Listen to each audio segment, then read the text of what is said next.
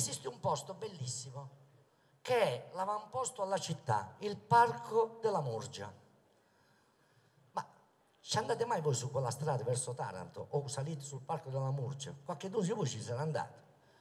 Da qualche mese ci sono 2 puntoni di tufo che sono il preannuncio di un cancello.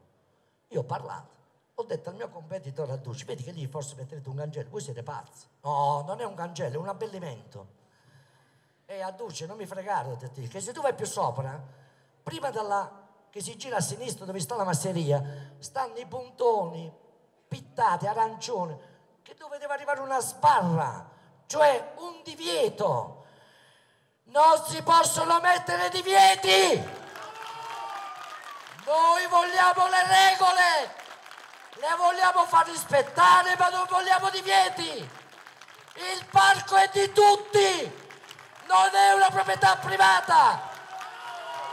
Vogliamo che il parco sia fruito dalla gente, che vada lì per godere dell'aria aperta, del patrimonio che la natura ci offre ogni giorno, la fauna, la flora, i reperti archeologici.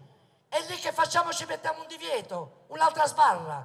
No, deve diventare l'avamposto della città. Se vogliamo attrarre il turismo, non venire lì e fare una diapositiva e scappare via, no. Deve parcheggiare la macchina, la dobbiamo nascondere, la dobbiamo ricoverare, dobbiamo farli salire con le biciclette elettriche, a piedi, con il cavallo, a cavalli sciammed, basta che salgono. Li facciamo salire e li facciamo vedere qual è lo spettacolo della natura.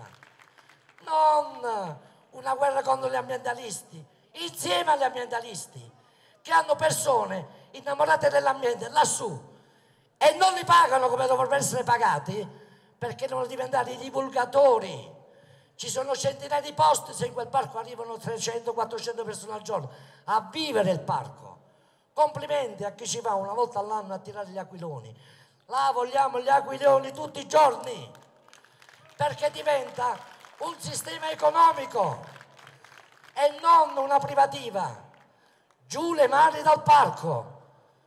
Ma il parco viene dato perché è una prebenda politica, perché chi presiede il parco fa parte del sistema.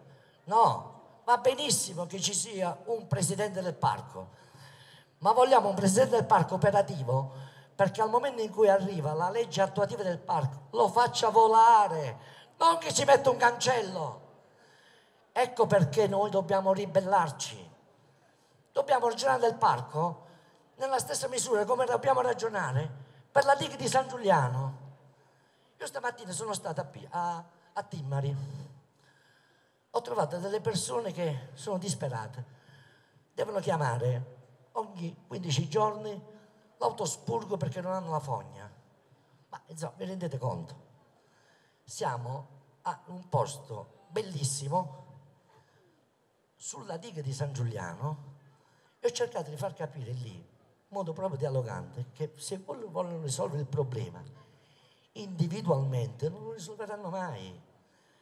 Ma se il Colle di Timmari viene inserito in un progetto dove devono essere fissate le regole fatte rispettare, il Colle di Timmari e tutta la diga di San Giuliano diventano un altro bene economico della città, perché lì si possono fare cose fantastiche senza distruggere nulla della natura.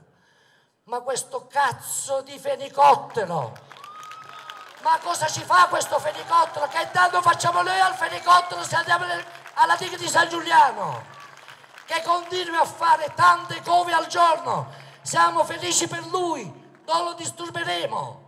Ma possibile che non si può andare più alla diga di San Giuliano? Gli ultimi ad arrivarci erano i nostri amici di Altamura, che capivano che quello era un bene fruibile. Se arrivano li cacciano. Ma voi siete pazzi. La diga di San Giuliano deve essere un bene di tutti, non vietato ma regolato, perché è un altro bene economico che, se messo in un circuito, allunga quei 91 minuti a 1500 minuti, perché nel parco realizzato alla diga di San Giuliano si può fare la pesca sportiva, si può fare la canoa, si può fare la vela, si possono fare i campi da golf, dove arriva gente che porta i loro amici con l'aereo privato e vuole servizi di qualità, e possiamo finalmente far lavorare persone che si sono specializzate nel dare servizi di qualità, non il turismo mordi e fuggi, dove il povero ristoratore per andare avanti deve fare menù turistico 9 euro, roba d'altro mondo.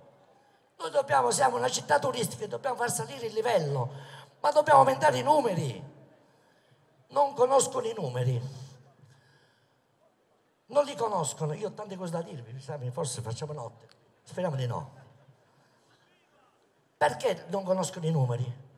Parlano del turismo e dicono che gli alberghi quest'anno, 2009, sono stati coperti giorno-notte per 133.000 persone. L'anno precedente per 227.000 persone, cioè, secondo loro, c'è stato un incremento del 4,95% del turismo. Falso. Perché innanzitutto l'offerta turistica aumenta del 15%. Se il numero totale delle notti che si sono dormite a Matera è aumentato del 4%, tutte le strutture turistiche, una per l'altra, hanno perso il 10%. Quindi abbiamo perso. Ma non abbiamo perso il turismo, perché quando si fa questo calcolo di 133.000 giorni e notte, non sono turisti, sono agenti di commercio, giudici, direttori di banca, matrimoni fatti con congiunti che vengono da lontano, che vengono in 50, dormono una notte o 2 notti e passano per turisti. Non sono turisti. Se puliamo il numero del turismo rispetto a quelli che sono venuti per servizio, per affari, il numero dei turisti non sono nemmeno 30.000. Ma vi rendete conto che parlano di turismo come se fossero 133.000, ma sono meno di 30.000. Ecco perché non capiscono niente di turismo. Questi vengono smascherati minuto dopo minuto e non capiscono che il turismo si può fare soltanto se una città si dota di un piano di marketing turistico e un piano di marketing territoriale, se no il turismo non arriva, perché il turismo è fatto di tante cose che devono essere messe insieme.